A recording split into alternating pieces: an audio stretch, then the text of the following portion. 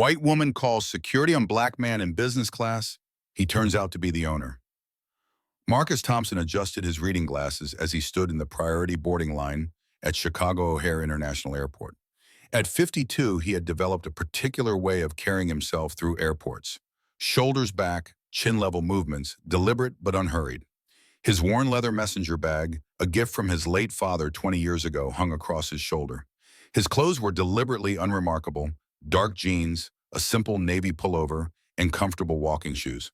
After 3 decades in corporate America, he had learned that sometimes the best power move was to blend in to observe rather than be observed.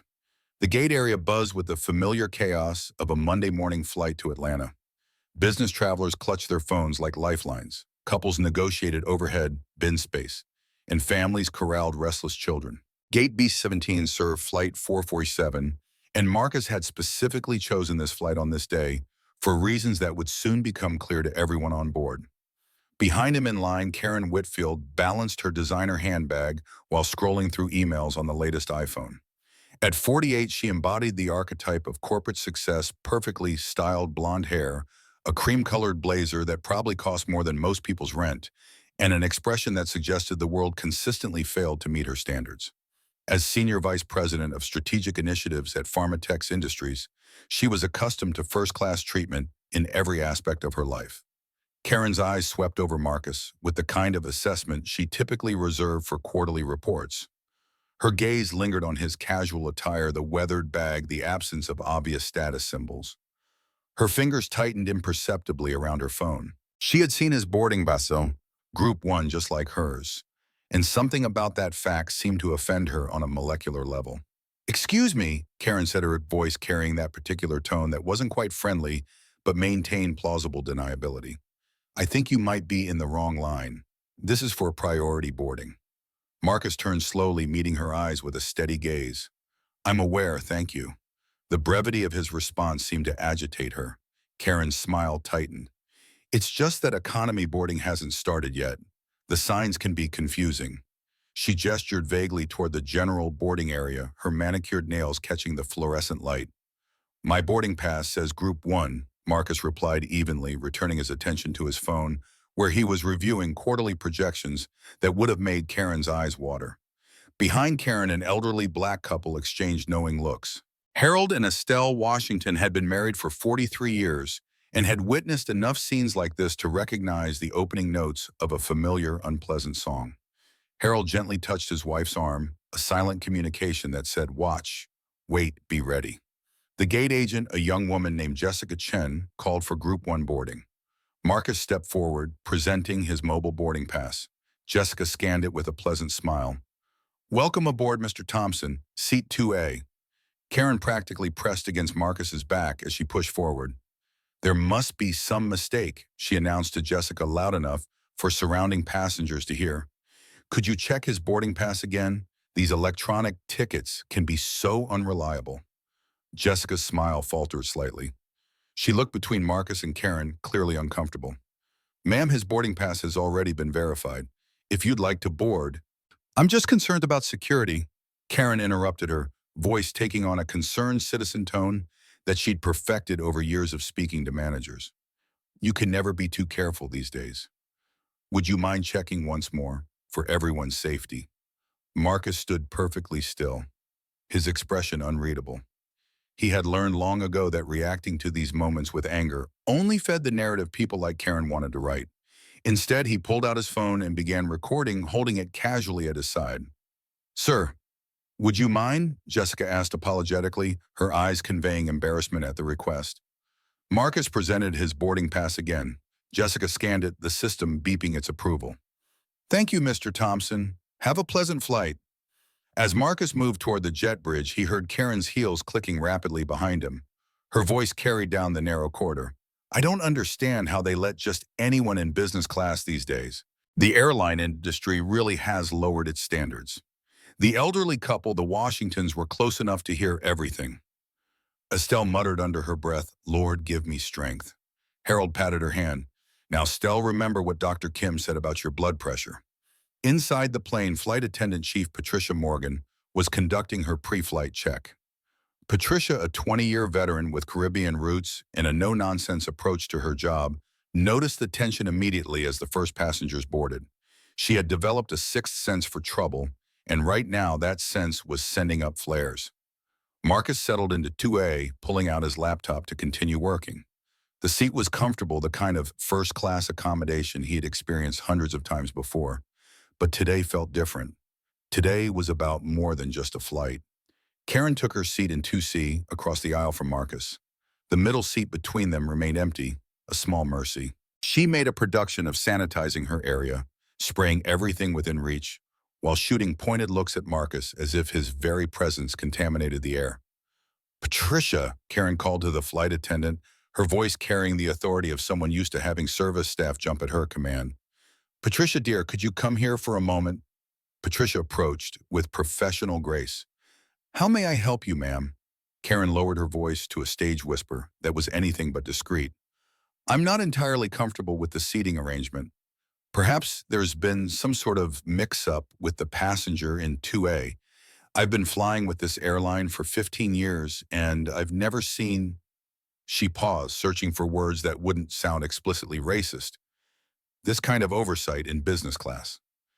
Patricia's expression remained neutral, though a muscle in her jaw tightened. "All passengers have been properly verified, ma'am. Is there something specific concerning you?" "Well," Karen said, glancing at Marcus, who appeared absorbed in his laptop screen, "I just want to ensure everyone is where they're supposed to be. You understand, don't you? In these times, we can't be too careful about security." The Washingtons seated in row 3 heard every word. Harold leaned forward slightly. "Excuse me, miss," he said to Patricia. "That gentleman was properly boarded. We were right behind him in line. Everything was done by the book." Karen turned, her eyes narrowing. "I don't believe I was speaking to you, sir." "No," Estelle chimed in, her voice steady and strong, "but you were speaking loud enough for half the plane to hear. That man has every right to be here, same as you." Karen's face flushed. "I'm simply concerned about proper procedures. If you don't understand the importance of security—" "Ma'am, please." Patricia interrupted, her professional composure intact but firm. "All passengers have been properly screened and verified. If you have specific security concerns, I can arrange for you to speak with the captain before we depart." This wasn't the response Karen expected. She shifted tactics. "Well, I certainly don't want to cause any delays. I'm sure you're right." She paused, then added, "Though I do think I should document this situation just in case." She pulled out her phone, aiming it at Marcus.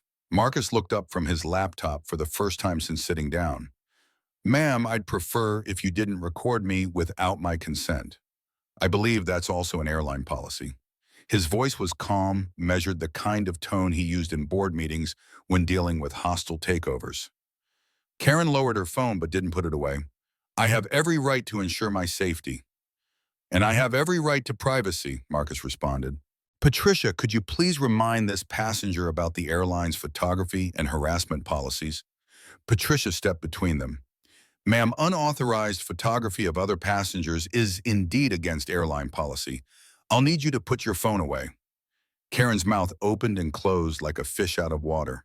"Harassment? I haven't harassed anyone. If anyone should be complained about, it's—" She gestured wildly at Marcus. At that moment, 2 more passengers boarded. Brad Coleman, a 35-year-old investment banker with the kind of aggressive confidence that came from never being told no, took seat 1B. He immediately noticed the tension and, after a quick assessment of the situation, decided where his allegiances would lie, based purely on appearance and assumption. Behind him came Aisha Johnson, a 30-year-old attorney specializing in civil rights law, returning from a conference on workplace discrimination. The irony of walking into this situation wasn't lost on her as she took her seat in 3D, close enough to observe everything unfolding. Brad leaned toward Karen, his voice conspiratorial. "Everything okay here? You look upset." Karen seized on this lifeline. "Oh, thank goodness, someone else who understands. I'm just trying to ensure everyone's safety, but apparently that makes me the villain." She shot a meaningful look at Marcus. Brad followed her gaze, taking in Marcus's appearance. "Yeah, I get it. You can never be too careful. Want me to talk to the crew? I fly this route twice a month. They know me." Aisha had heard enough. She unbuckled her seatbelt and stood. Excuse me, but I couldn't help overhearing. Sir, she addressed Marcus directly, are you experiencing harassment from other passengers? Marcus looked up at her, a flicker of surprise crossing his features. I appreciate your concern. I'm documenting everything, but thank you. I'm an attorney, Aisha said, pulling out her business card. If you need a witness to any discriminatory behavior, I'm happy to provide a statement. Karen's face went from flushed to pale. Discriminatory? I haven't said anything about race. This is ridiculous. I'm concerned about security. Nothing more, Ito. Security from what exactly? Aisha challenged. This gentleman has been nothing but quiet and professional while you've been causing a disturbance since boarding. Brad interjected. Look, lady, she's just being cautious. You don't know what someone's capable of just by looking at them. Exactly, Isha replied coolly, which is why I'm concerned about the woman causing a scene and the man backing her up without knowing any facts. Patricia returned with the passenger manifest on her tablet. Ladies and gentlemen, please take your seats. We need to complete boarding. She looked directly at Karen. Ma'am, if you continue to disturb other passengers, I will have to ask the captain to return to the gate. Karen slumped back in her seat, but her phone remained out.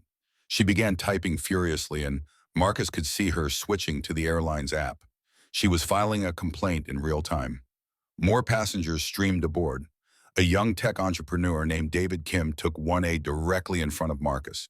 He popped in his AirPods immediately, either oblivious to or actively avoiding the tension. A middle-aged white couple, the Andersons, settled into row 4, the wife clutching her husband's arm and whispering about the uncomfortable atmosphere. As boarding continued, Karen's agitation grew. Every time Marcus shifted in his seat, reached for something in his bag, or typed on his laptop, she would tense visibly, sometimes gasping audibly enough to draw attention. Finally, she flagged down a male flight attendant named Tom, who was helping with boarding. Excuse me, Tom, she said, reading his name tag. I need to speak with someone in charge. This situation is escalating, and I don't feel safe. Tom looked around confused. What situation, ma'am? Karen pointed directly at Marcus. That man. He's been acting suspiciously since he boarded, refusing to show proper documentation, being secretive with his electronic devices. In this day and age, we simply cannot ignore these red flags. Tom looked at Marcus, who met his gaze calmly. Sir, has there been any issue with your boarding? None whatsoever, Marcus replied. Though this passenger has been harassing me since the gate, I have it all on video if you'd like to review it.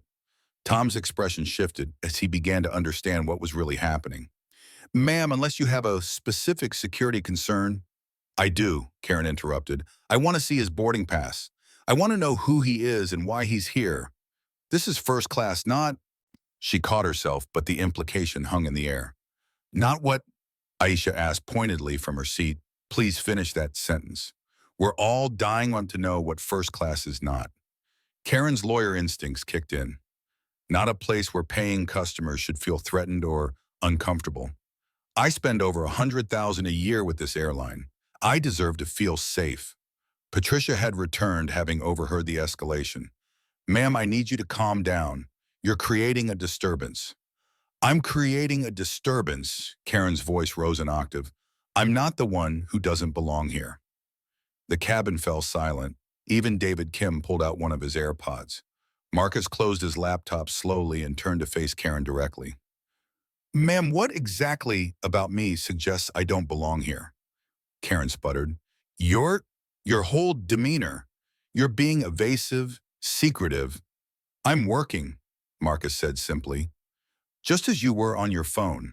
Just as that gentleman, he indicated Brad, is reading the Wall Street Journal. What specifically about my work disturbs you? Before Karen could answer, her phone rang. She looked at the caller ID, and her expression shifted to one of importance. Excuse me, I need to take this. It's our CEO. She answered with a syrupy, sweet voice. Richard, darling, you won't believe what I'm dealing with on this flight.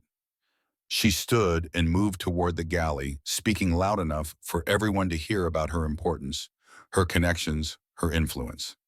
Marcus simply returned to his laptop, but Aisha noticed he was no longer working.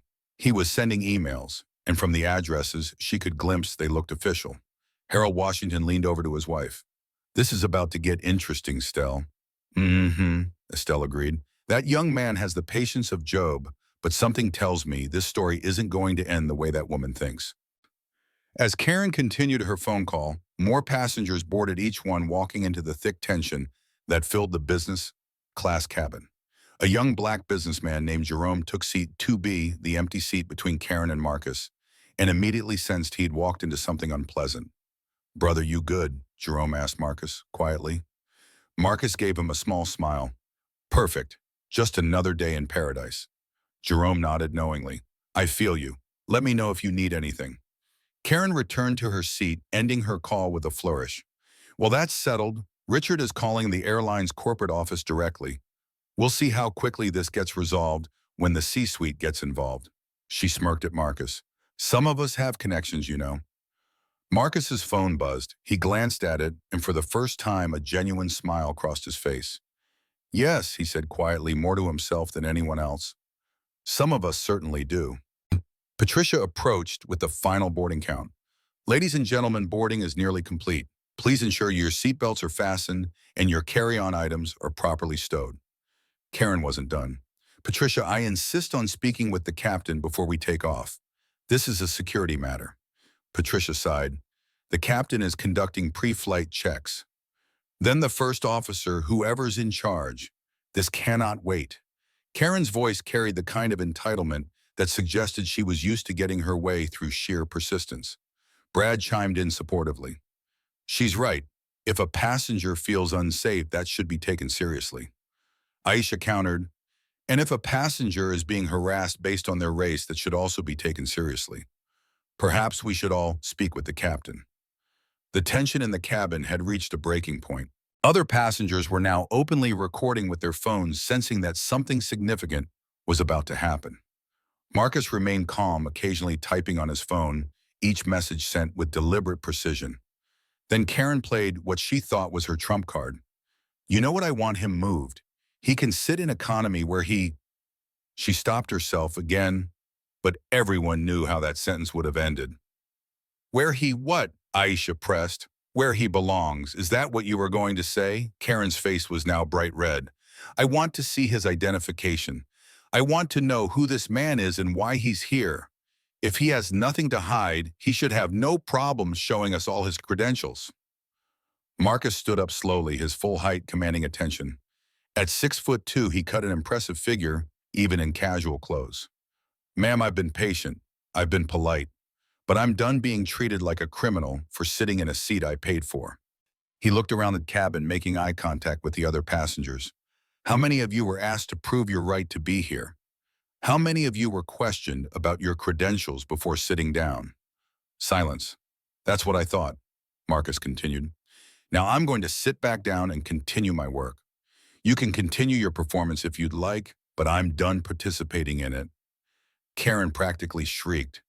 "Performance, you're the one putting on an act, pretending to belong here, pretending to be someone you're not." It was at that moment that Captain James Rodriguez emerged from the cockpit, having been briefed by Patricia about the situation. James, a former Air Force pilot with 15 years of commercial flying experience, had a commanding presence that immediately drew everyone's attention. But when his eyes landed on Marcus, his professional composure cracked slightly. Marcus Thompson." Marcus looked up, and his face broke into a genuine smile. "James Rodriguez, I should have known you'd be flying this bird. How have you been?"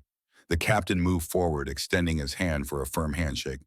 "It's been too long, sir. I heard rumors about, but I didn't know it was official yet." Karen sensed an opportunity. "Captain, thank God you're here. This man has been causing problems since boarding. I insist he be removed from the flight immediately."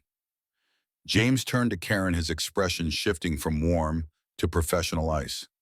"Ma'am, I can assure you that Mr. Thompson poses no threat to this flight. In fact," he paused, looking at Marcus, who gave him a subtle nod. "In fact, I think there's something all of our passengers should know." The cabin held its collective breath. James returned to the front of the business class cabin, using his captain's voice that carried clear authority. "Ladies and gentlemen, may I have your attention, please? I've just been informed of a situation that requires immediate clarification." Karen smirked, assuming vindication was imminent. James continued, It has come to my attention that one of our passengers has been subjected to harassment and discriminatory treatment. This is not only against our airline's policy, but goes against everything we stand for as a company. Karen's smirk began to falter. Furthermore, Ore, James said, his eyes now locked on Karen. I think it's important for everyone here to know exactly who they're sharing this flight with. He paused for effect. Mr. Marcus Thompson, seated in 2A, is not just a valued passenger. As of last Tuesday, Mr. Thompson is the majority owner and incoming CEO of Skylark Airlines. The silence that followed Captain Rodriguez's announcement could have been measured in heartbeats. Karen Whitfield's face went through a spectacular range of colors, from red to white to an interesting shade of green that matched her designer bag. Her mouth opened and closed several times, but no sound emerged. Brad Coleman nearly choked on his own saliva, his Wall Street Journal crumpling in his suddenly sweaty hands.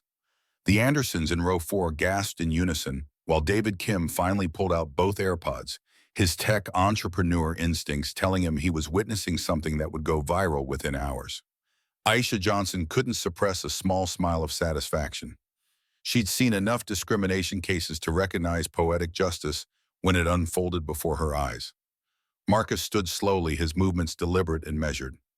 Thank you, Captain Rodriguez, though I had hoped to keep this quiet until the official announcement next week. He turned to address the cabin, his voice carrying the same authority he used when addressing boardrooms and international conferences. Ladies and gentlemen, I apologize for the disruption to your morning. This wasn't how I planned to introduce myself to the hardworking crew and valued customers of Skylark Airlines. He paused, making eye contact with several passengers. But perhaps this moment offers a more important opportunity. Karen finally found her voice, though it came out as a strangled whisper. This isn't possible. You can't be. The owner of the airline you've been flying for 15 years, Marcus asked, his tone conversational. The airline where you spend, what was it, 100,000 annually? Yes, ma'am, I am. I purchased controlling interest last week. The deal was finalized quietly to prevent market speculation. Jerome, the young businessman in 2B, let out a low whistle. Man, this is better than Netflix. Harold Washington couldn't help himself. He started a slow clap from row 3, which Estelle quickly stopped with a gentle elbow to his ribs. Harold, don't gloat. It's unbecoming. But Stell, did you see her face? Karen's survival instincts kicked in. She transformed instantly, her hostile demeanor melting into something approaching servility. Mr. Thompson, there's clearly been a terrible misunderstanding. I had no idea who you were. I'm actually a huge advocate for diversity in corporate leadership. Just last month, I sponsored a scholarship for underprivileged youth. Please stop, Marcus said, holding up a hand. This isn't about me being the owner. This is about how you treated someone you perceived as not belonging in your space. If I had been a school teacher, a postal worker, or unemployed, would that have justified your behavior? Patricia Morgan, who had been watching everything unfold with professional interest, stepped forward. Mr. Thompson, would you like me to reseat this passenger? Marcus considered for a moment. No, Patricia.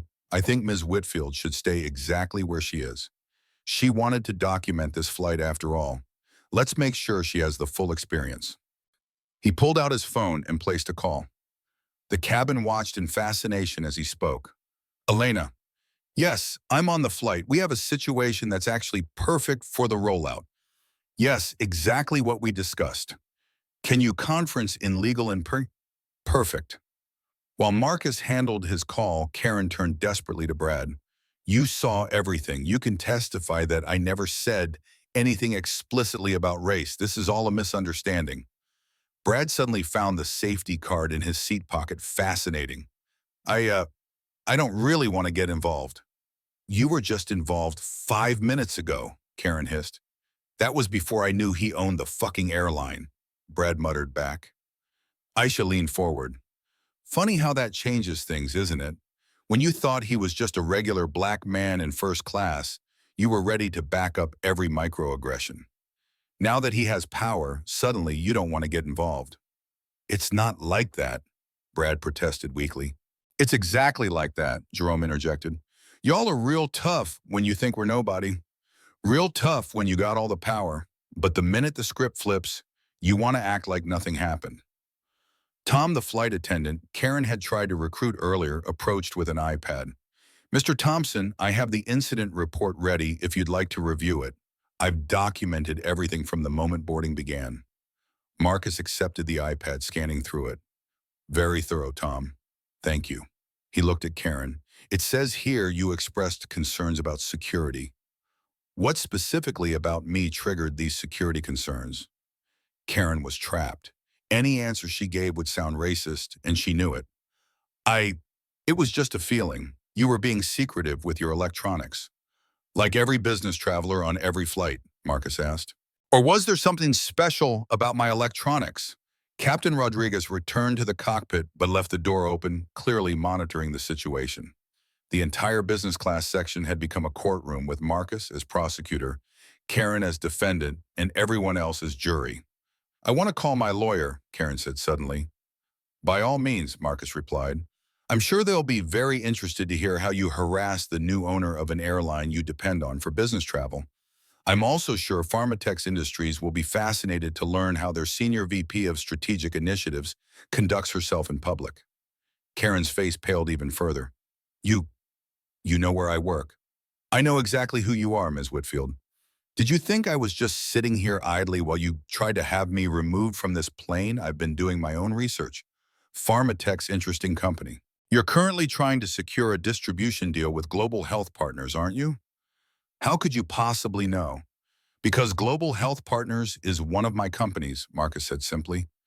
Small world, isn't it? The cabin erupted in murmurs. This wasn't just a wealthy man. This was someone with an empire. Estelle Washington couldn't help herself. Lord have mercy, this man came with receipts. Marcus's phone buzzed. He glanced at it and smiled. Ah, perfect timing. He stood and addressed the cabin again. Ladies and gentlemen, I've just been informed that what happened here today is not an isolated incident. In the past year alone, Skylark Airlines has had 847 documented complaints about discrimination, racial profiling, and harassment. 847. He let that number sink in. When I purchased this airline, it wasn't just about business. 3 months ago, my 22-year-old niece, a recent Columbia graduate, was removed from a Skylark flight because another passenger didn't feel safe with her in first class. She had purchased that ticket with her first bonus from her job at a tech startup. It was supposed to be a celebration of her achievements. Instead, she called me crying from the airport, humiliated and degraded.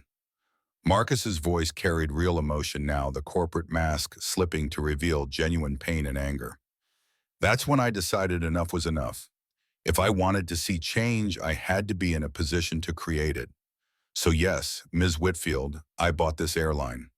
Not just for profit, but for purpose. Karen tried one last desperate gambit. I'll sue for defamation. You're publicly humiliating me. This is intentional infliction of emotional distress. Aisha laughed out loud. Ma'am, I'm literally a civil rights attorney, and even I can tell you that's not going to fly. No pun intended. You initiated every bit of this interaction. It's all documented, multiple witnesses, video evidence. You harassed this man from the moment you saw him. The only distress being inflicted here is self-inflicted. Patricia returned with a printed document. Mr. Thompson, here's the passenger rights and responsibilities form that Ms. Whitfield signed when she purchased her ticket. I've highlighted the sections about harassment and discrimination. Marcus reviewed it briefly. Ah, yes, Section 7.3.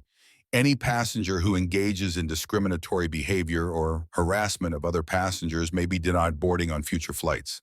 And Section 7.4, Skylark Airlines reserves the right to share information about policy violations with partner airlines. Karen's eyes widened. You wouldn't. I fly internationally for business. If you blacklist me, I'm not going to blacklist you, Ms. Whitfield, Marcus said, and Karen visibly relaxed.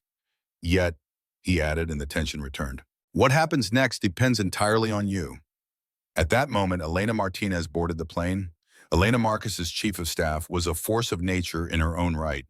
At 45, she had helped Marcus build 3 successful companies and was instrumental in the airline acquisition. Her appearance was immaculate, a sharp business suit that somehow looked appropriate even in the confined space of an aircraft. "Mr. Thompson," she said professionally, though her eyes twinkled with barely suppressed amusement, "I have legal and PR on standby. The press release about your acquisition can go out immediately if you'd like." "Press release," Karen squeaked. "Oh, yes," Elena said, turning to her with a smile that didn't reach her eyes. "Mr. Thompson's purchase of Skylark Airlines is big news. Bloomberg, Wall Street Journal, CNN. They're all waiting for the exclusive. We could make this incident part of the story. New owner confronts discrimination on day one would make quite a headline. Don't you think?" David Kim already had his phone out, presumably Levy tweeting everything. Several other passengers were recording their phones, held with varying degrees of discretion. Marcus raised his hand. "Everyone, please. I'm not interested in ruining anyone's life, but I am interested in change. Real systemic change." He turned to Karen. "Ms. Whitfield, you have a choice. You can continue down this path, lawyers, lawsuits, publicity, or you can be part of the solution." "What? What do you mean?" Karen asked warily. "I'm implementing a zero-tolerance policy for discrimination across all Skylark flights. But policies are just paper without buy-in from passengers and crew. I want you to participate in our new diversity and inclusion program, not as punishment, but as education. Share your experience, what you learned, help others understand how unconscious bias affects their behavior." Brad scoffed. "Come on, man, she's not going to change. People like her never do." "People like her?" Marcus asked, raising an eyebrow. "You mean people who make assumptions based on appearance, people who judge others before knowing them? Didn't you do exactly the same thing when you backed her up without knowing any facts?"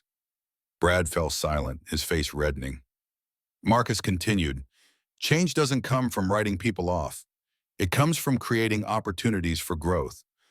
Ms. Whitfield, you have 48 hours to decide. Elena will give you the contact information."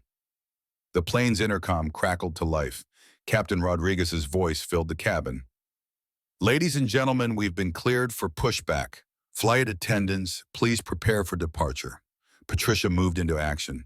"Everyone, please take your seats and fasten your seatbelts." As the cabin prepared for takeoff, the atmosphere remained electric. Karen sat rigid in her seat, staring straight ahead, her mind clearly racing through the implications of everything that had just happened. Jerome leaned over to Marcus. "Man, that was masterful. But you really going to let her off that easy?" Marcus smiled slightly. "You think that was easy? She's going to be thinking about this moment for the rest of her life. Every time she sees a black person in first class in a boardroom in any position of authority, she's going to remember this. That's more powerful than any lawsuit." The plane began to taxi.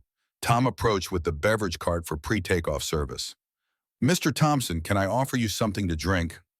"Just water, thank you, Tom." Marcus accepted the glass with a nod. "And Tom, I'll want to speak with you and the entire crew after landing. You all handled this situation professionally despite the difficulty. That should be recognized." Tom beamed. "Thank you, sir. We really try our best." "I know you do. And under new management, your best is going to be supported and rewarded." Karen suddenly spoke up, her voice small. "Mr. Thompson, I want to apologize." Marcus turned to her. Do you want to apologize because you found out who I am?" She struggled with the question, and to her credit seemed to really consider it. "Both, if I'm honest. I'm sorry for how I treated you, but you're right. I probably wouldn't be apologizing if you were anyone else." "That's a start," Marcus acknowledged. "Honesty is a start."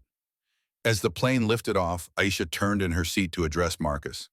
"Mr. Thompson, I have to say what you're doing here. Buying an airline to create change, that's remarkable. But you know you're going to face pushback, right? The industry, the board shareholders." Marcus nodded. "I'm counting on it. Comfortable people don't change. Systems don't reform themselves.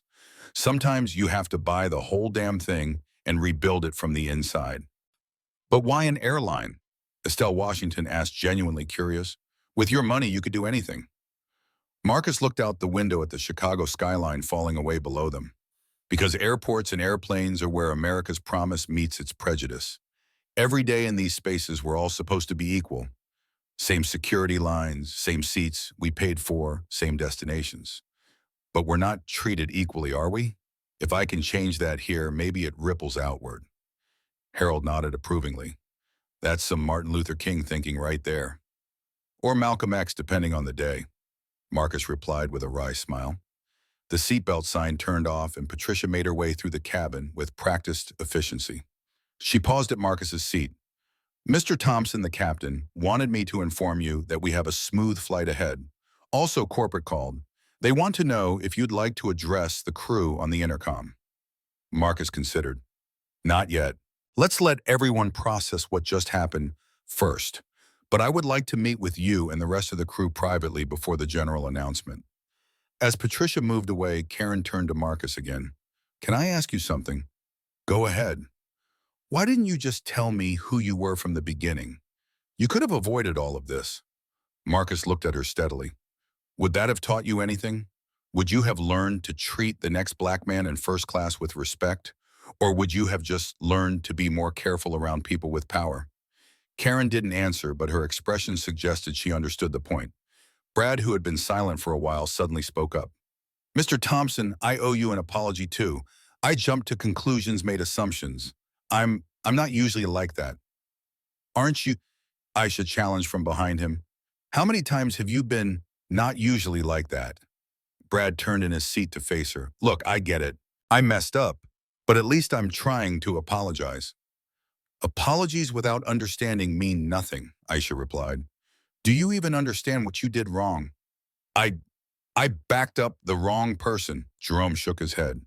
Nah, man, you assumed the black man was the problem without any evidence. You chose sides based on color, not facts. That's what you did wrong. The conversation was interrupted by the arrival of another flight attendant, Mark, who whispered something urgently to Patricia. She nodded and approached Marcus again. Mr. Thompson, we have a situation. The passenger in 14C is having a medical emergency. He's diabetic and forgot his insulin. We have a doctor on board, but Marcus immediately stood up. I have insulin in my bag, type 1 or type 2. Type 1, sir. Marcus retrieved his messenger bag and pulled out a medical kit. My daughter is type 1. I always carry backup. He handed over the supplies. Tell the doctor there are 2 pens, both rapid acting. The passenger can replace them when we land. As Mark rushed back to economy with the insulin, Karen watched Marcus with something approaching genuine respect. Your daughter has diabetes. Since she was 8, Marcus replied, sitting back down. She's 26 now, a doctor herself, following in her mother's footsteps. Your wife is a doctor. Was. She passed 5 years ago. Cancer. The cabin fell silent again, but this time it was a different kind of silence. One of respect and shared humanity. Karen's voice was soft when she spoke again. I'm sorry for your loss. Thank you. Marcus pulled out his phone and showed her a photo. That's Michelle, and that's our daughter Zoe at her white coat ceremony last year. Karen looked at the photo of a beaming young woman in a medical coat standing where her mother once might have stood. She's beautiful. You must be very proud. Every day. It was a humanizing moment that shifted something in the cabin's atmosphere. The US versus them dynamic began to dissolve, replaced by something more complex and potentially transformative. Elena, who had been working on her laptop, looked up. Marcus, I have the general counsel on the line. They want to know how you'd like to proceed with the policy changes. Marcus thought for a moment. Tell them we're implementing the zero-tolerance policy effective immediately. Any Skylark employee who witnesses discrimination and doesn't act will face consequences. Any passenger who engages in discriminatory behavior gets 1 warning, then they're banned. No exceptions. That's going to be controversial, Elena warned. Good. Controversy creates conversation. Conversation creates change. David Kim, the tech entrepreneur, finally spoke up. Mr. Thompson, I run a company that does AI-powered bias detection for corporations. If you're serious about systemic change, we should talk. Marcus smiled. See change already. What's your company? Equity Lens. We analyze communication patterns, decision-making processes, flag potential discrimination before it becomes a lawsuit. Interesting. Elena set up a meeting. As the flight continued, something remarkable happened. The business class cabin transformed into an impromptu forum on discrimination, bias, and change. Passengers began sharing their own stories, some as victims, others like Brad admitting to their own prejudices. The Andersons from row 4, who had initially seemed uncomfortable, revealed that their adopted daughter was black and they were constantly navigating similar situations. We see how differently she's treated when she's alone versus when she's with us, Mrs. Anderson said. It breaks our hearts. Even Brad opened up about growing up in an all-white suburb and how his perspectives were shaped by fear and ignorance rather than experience. I'm 35 years old, and this is the first real conversation I've had about race. That's that's pretty messed up, isn't it? It's a start, Marcus said generously. Most people never have this conversation at all. As the flight reached cruising altitude, Captain Rodriguez made another announcement. Ladies and gentlemen, this is your captain speaking. We're currently at 38,000 feet, and we have clear skies all the way to Atlanta. Flight time is approximately 2 hours and 15 minutes. For those of you in business class, you're witnessing history today. Not just because of Mr. Thompson's acquisition of Skylark Airlines, but because change, real change, starts with moments like these. Conversations like the ones you are having. As someone who's flown for this airline for 15 years, I'm proud to be part of this transformation. The announcement sparked applause throughout the business class cabin and even some curious murmurs from economy passengers who could sense something significant was happening up front. Karen had been quiet for several minutes, staring out the window at the clouds below. Finally, she turned to Marcus. I need to tell you something. My behavior today, it wasn't really about security or safety. I know that now. What was it about? Marcus asked, though his tone suggested he already knew. Fear, insecurity. Growing up, I was taught that certain spaces were ours, that we had to protect them. My father, but she paused, struggling with the words. My father was explicitly racist. I've spent my whole life telling myself I'm not like him, but today showed me I've just gotten better at hiding it using coded language instead of slurs. Aisha leaned forward. Recognizing it is the first step.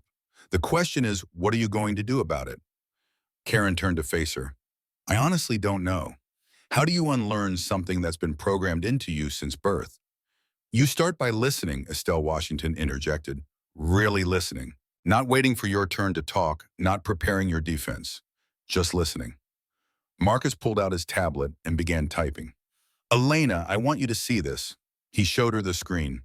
We're creating the Skylark Foundation for Equity in Travel. Every discriminatory incident that's reported and verified, we donate $10,000 to organizations fighting discrimination.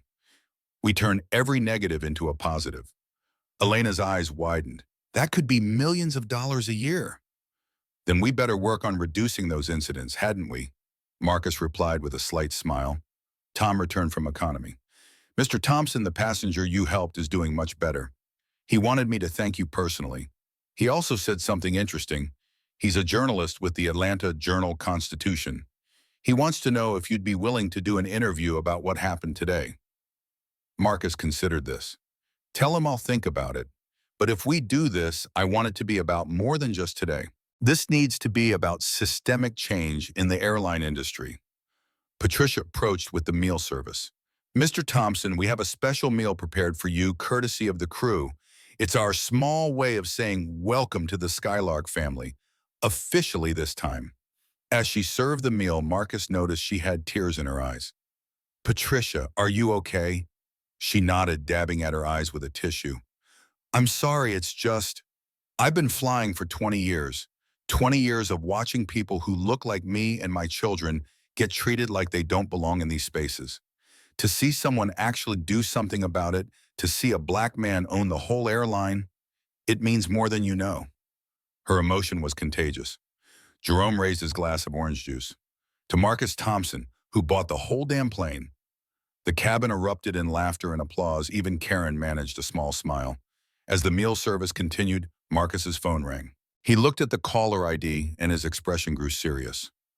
I need to take this, he answered in a low voice. Yes, Senator, I understand. No, I won't back down from the policy changes. With all due respect, Senator, if your constituents are upset about an airline treating all passengers equally, perhaps they need to examine their values. The conversation drew everyone's attention. Marcus was clearly dealing with political pushback already. He ended the call and addressed the cabin. That was Senator Richardson from Georgia. News travels fast. He's concerned that our new policies might alienate traditional customers. You mean racist customers? Isha said bluntly. He didn't use that word, but yes. He's worried about boycotts, protests, stock prices. Brad, who had been quiet for a while, spoke up. From a business perspective, he's not wrong. You could lose a significant market share. Marcus nodded, probably. But here's what people like the senator don't understand. There's a larger market out there. People who've been marginalized, made to feel unwelcome, who've chosen other airlines or simply stopped flying altogether because of experiences like what happened today. We're not losing customers. We're exchanging them for better ones. David Kim was typing rapidly on his laptop. Mr. Thompson, I'm looking at the demographics. If you capture even 60% of minority travelers and socially conscious consumers, you'll offset any losses within 18 months. It's not just about the numbers, Marcus replied, though I appreciate the analysis. It's about doing what's right. Elena's phone buzzed. She looked at it and her eyes widened. Marcus, you need to see this. Someone in Economy posted a video of what happened. It already has 50,000 views and climbing. The hashtag #SkylarkJustice is trending. She showed him her phone. The video, taken from a slightly different angle, captured Karen's initial confrontation and Marcus's calm responses. The comments were pouring in, most supportive of Marcus, but some defending Karen's right to feel safe. Karen looked at the video, her face paling. Oh God, this is going viral. My company, my reputation. Now you're concerned about reputation, Isha asked. Where was that concern when you were trying to get him thrown off the plane? Marcus held up a hand. Enough. Ms. Whitfield is dealing with the consequences of her actions. That's accountability, not cruelty. He turned to Karen. You have a choice. You can let this define you, or you can let it transform you. The video is out there that can't be changed. But what you do next, how you respond, that's entirely up to you. Karen was quiet for a moment, then pulled out her own phone. She began typing, then showed the screen to Marcus. It was a statement she was crafting for social media. Today I was the woman in that video. I was wrong. I let fear and prejudice guide my actions, and I hurt an innocent man in the process. That man, Marcus Thompson, showed me more grace than I deserved. I'm committed to learning from this and doing better. This isn't about saving face. It's about facing hard truths about myself. Marcus read it and nodded. That's a start, but words are easy. Actions are what matter. Then tell me what action to take, Karen said, and for the first time she seemed genuinely open to guidance. Start with education. Read books by Black authors about their experiences. Attend diversity workshops, not as a checkbox, but as a student. Most importantly, when you see discrimination happening, speak up. Use your privilege to protect others. Tom returned with coffee service. As he poured, he said quietly to Marcus, Sir, the crew wanted me to tell you something. We've all experienced discrimination, either personally or witnessed it. Having an owner who understands who's lived it, it changes everything for us. Marcus accepted his coffee thoughtfully. Tom, can I ask you something? What's the worst incident you've witnessed? Tom glanced around, then spoke quietly. 6 months ago, an elderly Black woman was accused of stealing from another passenger's bag. Security was called. She was searched in front of everyone. Turned out the passenger had left their wallet in the bathroom. No apology, no accountability. The woman was so humiliated she hasn't flown since. Her daughter called to cancel her return flight. Do you have her information? I might be able to find it. Please do. I want to personally apologize and invite her to fly with us again as our guest. Patricia overheard and added, There are so many stories like that, Mr. Thompson. We report them, but nothing ever happens. Management just says to de-escalate and move on. Not anymore, Marcus said firmly. From now on, every incident gets reviewed by me personally until we have proper systems in place. The plane encountered some minor turbulence, causing everyone to grip their armrests momentarily. Captain Rodriguez's voice came over the intercom. Just a little rough air, folks. Should smooth out in a few minutes. As the plane steadied, Harold Washington spoke up. Mr. Thompson, can I share something? My wife and I have been flying for 40 years. We've seen it all. Separate water fountains to integrated flights to whatever you want to call what we have now. What you're doing, it feels like the next step we've been waiting for. Estelle nodded in agreement. We have grandchildren, 4 beautiful grandbabies. I want them to grow up in a world where they can sit wherever they pay to sit without someone questioning their right to be there. That's the goal, Marcus agreed. But it's going to take all of us. Brad had been looking increasingly uncomfortable. Finally, he blurted out, I need to confess something. Earlier, when I was backing up Karen, I videoed part of it too. I was going to post it with a caption about suspicious behavior on flights. I'm deleting it now, but God, what is wrong with me? What's wrong with you is what's wrong with a lot of people, Jerome said not unkindly. You've been programmed to see Black people as threats. The question is now that you're aware of it, what are you going to do to debug that programming? I don't know, Brad admitted. I mean, I work with Black people. I have Black friends, or at least I thought I did. Now I'm wondering if they've been dealing with this version of me the whole time. They have, Aisha said bluntly, but the fact that you're questioning it now is progress. Elena had been coordinating with the ground team via text. Marcus, Atlanta's preparing for our arrival. Media got wind of the story. There are news crews at the gate. Of course there are, Marcus sighed. All right, let's do this right. Patricia, can you ask Captain Rodriguez if I can make an announcement before we land? Patricia checked with the cockpit and returned with a handheld microphone. Captain says you have 5 minutes before we begin descent.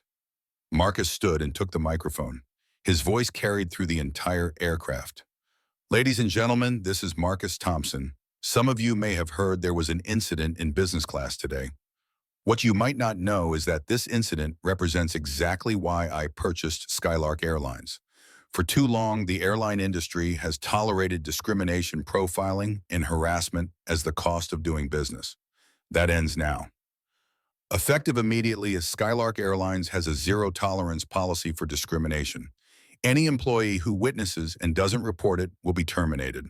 Any passenger who engages in it will be permanently banned from our flights. We're also implementing mandatory bias training for all staff and creating a passenger advocate position on every flight to ensure all travelers are treated with dignity and respect. To those of you who think this is too extreme, I respect your right to fly with other airlines. To those of you who have been waiting for an airline that truly values every passenger, like them to the new Skylark. We're about to land in Atlanta, where I'll be holding a press conference to announce these changes publicly. To the passenger in business class who started this controversy, I want you to know that you've inadvertently helped launch a revolution in air travel. Sometimes the worst moments lead to the greatest changes. Thank you for flying Skylark Airlines. We're not just taking you to your destination, we're taking the entire industry to a better place. The economy section erupted in applause, the sound rolling forward through the plane like thunder. In business class, the response was more complex. Enthusiasm from some, concern from others, and from Karen. Silent tears rolling down her cheeks. As Marcus returned to his seat, Karen turned to him one last time. Mr. Thompson, I know I have no right to ask for anything, but would you consider letting me be part of your diversity program? Not as punishment, but because I genuinely want to understand how I became this person and how to become better. Marcus studied her for a long moment. Ms. Whitfield, I'll make you a deal. Spend 6 months volunteering with organizations that serve marginalized communities. Really volunteer, not just writing checks or attending galas. Get your hands dirty, learn people's stories. Then come back and tell me what you've learned. If I believe you've genuinely changed, you can be part of our program. 6 months. Change doesn't happen overnight. It takes time, effort, and most importantly, genuine commitment. Are you willing? Karen nodded slowly. Yes. Yes, I am. As the plane began its descent into Atlanta, the cabin was filled with a mixture of anticipation and reflection. Passengers exchanged contact information, making promises to continue the conversations that had started at 38,000 feet. David Kim approached Marcus with a business card. I was serious about that meeting. What you're doing here, it's not just about airlines. It's about using corporate power for social change. That's the future. Then let's build that future, Marcus replied, accepting the card. The landing was smooth. Captain Rodriguez's military precision evident in every movement of the aircraft. As they taxied to the gate, Marcus could see the media trucks through the window. Elena was already coordinating with the ground crew to manage the situation. Marcus, she said quietly, you know this is going to be huge, right? You're about to become the face of corporate social justice. Are you ready for that? Marcus looked around the business class cabin, at Karen, who was steeling herself for public humiliation but seemed determined to face it, at Aisha, who was already drafting what looked like a legal brief on her laptop, at the Washingtons holding hands and smiling, at Brad looking uncomfortable but thoughtful, at Jerome giving him a subtle nod of respect. I've been ready my whole life, Marcus said. I just didn't know it until today. As the seatbelt sign turned off and passengers began to gather their belongings, Patricia made one final announcement. Ladies and gentlemen, welcome to Atlanta. For those continuing on with us, your next flight will be operated under Skylark's new policies. For those leaving us here, we hope you'll choose to fly with us again and experience the change we're committed to making. And to Mr. Thompson, from all of your crew, welcome aboard, sir. It's an honor to fly with you. The business class passengers deplaned first as always, but today it felt different. As Marcus walked up the jet bridge, he could hear the reporters shouting questions, see the cameras flashing. Elena was beside him, already fielding calls from board members, shareholders, and activists. But before facing the media circus, Marcus turned back to see Karen emerging from the plane. She looked small, diminished, but not broken. Their eyes met and she mouthed two words, "Thank you." He nodded in acknowledgement, then turned to face the cameras, ready to announce to the world that Skylark Airlines would no longer be a place where anyone had to prove they belonged. They just had to be human. The press conference was held in a VIP lounge overlooking the tarmac. Marcus stood at a podium bearing the Skylark Airlines logo, flanked by Captain Rodriguez and Patricia Morgan. The room was packed with reporters, cameras, and airline executives who had rushed to the airport when they heard the news. Good afternoon, Marcus began, his voice strong and clear. My name is Marcus Thompson, and as of last Tuesday, I am the majority owner and CEO of Skylark Airlines. Today's incident on Flight 447 from Chicago has already gone viral, so let me be clear about what happened and what's going to happen next. He paused, looking directly into the main camera. A passenger attempted to have me removed from a flight because of the color of my skin. She used coded language about safety and security, but we all know what she meant. This happens every day on flights across America. The only difference today was that the victim happened to own the airline. A reporter shouted a question. Mr. Thompson, aren't you concerned about lawsuits from the passenger involved? The passenger involved has acknowledged her wrongdoing and has committed to personal growth. I'm more interested in transformation than litigation. But let me be clear. Any passenger who engages in discrimination on our flights will face consequences. Another reporter. What about your employees who might not agree with these policies? Captain Rodriguez stepped forward to the microphone. As a pilot for Skylark Airlines and a former Air Force officer, I fully support Mr. Thompson's vision. We swore to serve all Americans in the military, and that's what we'll do here. Patricia added, as flight crew, we've been waiting for leadership like this. We see discrimination happen, we report it, and nothing changes. Finally, we have an owner who understands. Marcus returned to the microphone. We're not just changing policies, we're changing culture. Every Skylark employee will undergo comprehensive bias training. We're creating a passenger advocate program. We're establishing the Skylark Foundation for Equity in Travel. And yes, some customers might leave us. But for every bigot we lose, we'll gain 10 passengers who've been waiting for an airline that treats them with dignity. The questions came rapid fire. What about shareholder concerns? How will this affect ticket prices? Is this just a publicity stunt? Marcus answered each one calmly with data and conviction. Elena passed him notes, statistics, and reminders. The press conference lasted an hour, and by the end, even the skeptical reporters seemed impressed by the thoroughness of his plan. As the media event concluded, Marcus noticed Karen Whitfield standing in the back of the room. She had waited through the entire conference. When the reporters began to disperse, she approached him. I wanted you to know, she said quietly, I've already called Habitat for Humanity. I start volunteering this weekend, and I've enrolled in an anti-racism workshop. I know it doesn't erase what I did, but it's a start, Marcus said. That's all any of us can do. Start where we are and commit to doing better. 6 months later, Skylark Airlines published its first diversity report. Discrimination complaints had dropped by 73%. Employee satisfaction was at an all-time high. And despite the dire predictions, revenue had increased by 12%, driven by a surge in bookings from minorities and socially conscious travelers who finally felt welcomed. Karen Whitfield had completed her volunteer work and written a powerful op-ed about her journey from unconscious bias to active allyship. She now served on Skylark's Diversity Advisory Board, using her experience to help other passengers confront their own prejudices. Brad Coleman had quit his job at the investment bank and started a nonprofit focused on economic justice.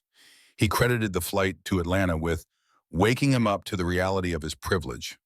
Aisha Johnson had been hired as Skylark's chief diversity officer, bringing her legal expertise and passion for justice to the role. The Washingtons became regular speakers at Skylark's training sessions, sharing their decades of experience navigating discrimination with grace and dignity. But perhaps the most meaningful change came in a letter Marcus received from the elderly woman Tom had mentioned, the one who'd been falsely accused of theft. She had accepted his invitation to fly Skylark again, this time in first class as his personal guest. Her letter read, "Mr. Thompson, I'm 74 years old. I've lived through Jim Crow, the civil rights movement, and everything that came after. I thought I'd die without seeing real change in how we're treated in these spaces. Thank you for proving me wrong. My granddaughter wants to be a pilot now. She says if a black man can own an airline, a black girl can fly one. You didn't just change a company policy. You changed what our children believe is possible." Marcus framed that letter and hung it in his office next to a photo from that fateful Flight 447.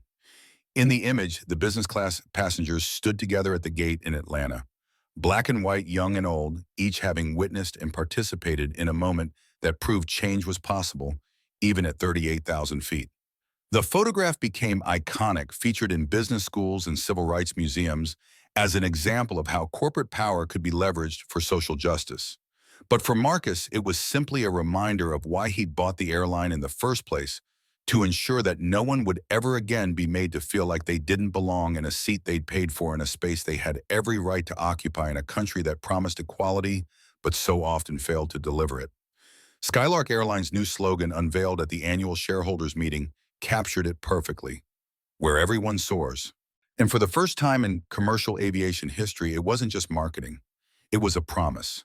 A promise that started with a confrontation in business class and ended with an industry transformed one flight at a time.